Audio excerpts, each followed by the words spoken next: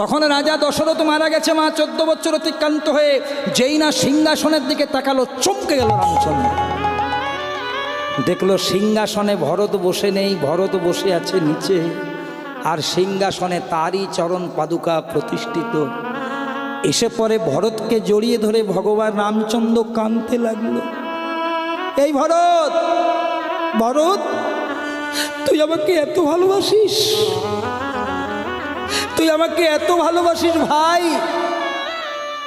যে সমাজে এক হাত জায়গার জন্যে ভাই ভাইয়ের প্রতি মামলা মোকদ্দমা করতে ছাড়ে না, সেখানে তুই 14 বছর সিংহাসনটা পেয়েও আমার জন্য ছেড়ে দিলি। যে কর্ম তুই করলি এটা ভাই ভাইয়ের জন্য করে না রে। এই ত্যাগ একমাত্র করতে পারে তার প্রিয় ভক্ত, তার আরাধ্য দেবতার জন্য।